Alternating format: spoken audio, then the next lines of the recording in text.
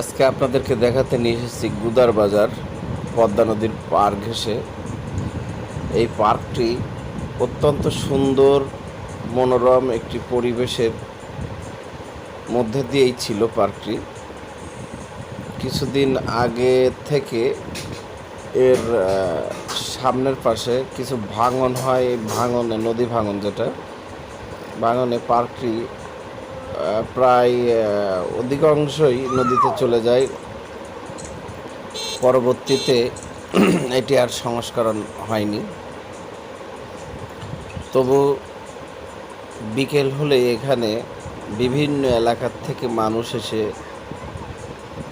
ভিড় করে। পদ্মা নদীর পানি অনেক বেড়েছে। পদ্মা নদীর পানির প্রচণ্ড একটি কি বলবো ঢেউ বা স্রোত।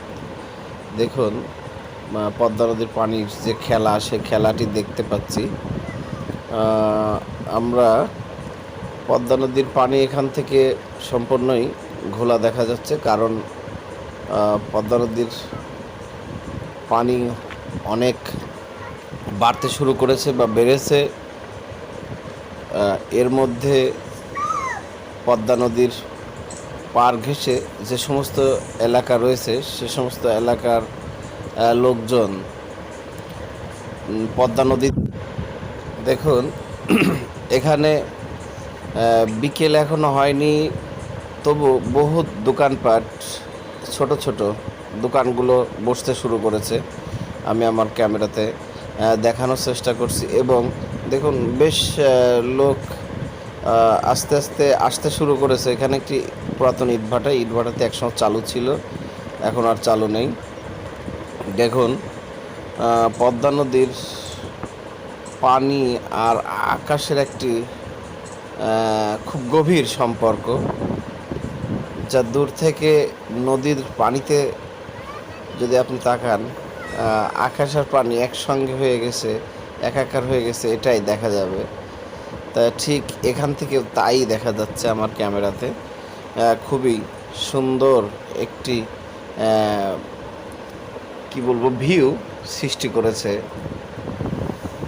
এখনও কিন্তু দেখুন, পানি খুব ঘোরপাক খাচ্ছে। আর আসলে এখন কিন্তু বিকেল হয়নি, এখন আপনার কত বাজে, এখন বাজে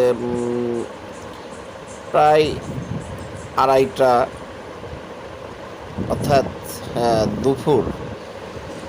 দেখুন, আমি যেটি আপনাদেরকে বলেছিলাম, পদ্মা নদীতে এই সময় পদ্মার পার ঘেঁষে যে সমস্ত অঞ্চল থাকে, তাদের লোকজন, বিশেষ করে স্টুডেন্ট যারা, ছাত্র সমাজ, তারা এই পিকনিকে ট্রলার নিয়ে ছুটতে থাকে। তাই এরাও আমার সামনেই ছুটলো, আমি দেখলাম। তবে আমার কেমন যেন একটু খারাপ লেগেছে, সেটি হচ্ছে যে প্রচণ্ড রোদের তাপদাহ, এর মধ্যে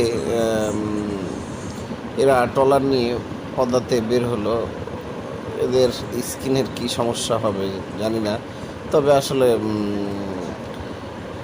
প্রয়োজন কখনো বাধা মানে না, ওদের প্রয়োজন আনন্দের এখন।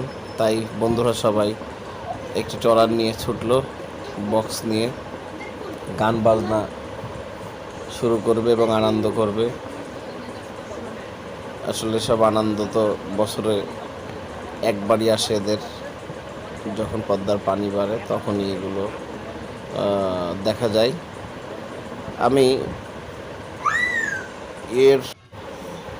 এই পার্কটি দেখলে আপনি আমার ক্যামেরার এই ভিডিওটি দেখলেই বুঝতে পারবেন, এর পার্কটি একসময় এর একটা জীবন ছিল।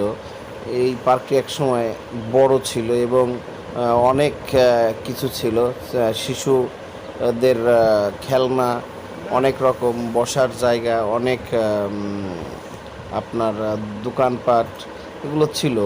এখন দেখলে বোঝা যায়,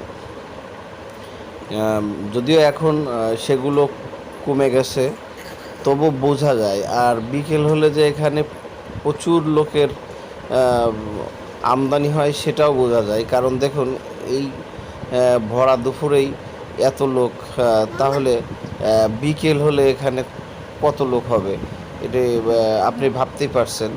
এবং এখানে লোক কেনই বা হবে না, আসলে বিকেলে এখন মানুষ চায় একটু ঘুরতে, এই জন্য হয়েই যায়। আর এখন তো পদ্মা নদীর পাড়ে সবাই আসতে চায়। তো আমি আপনাদেরকে দ্বিতীয় পর্বে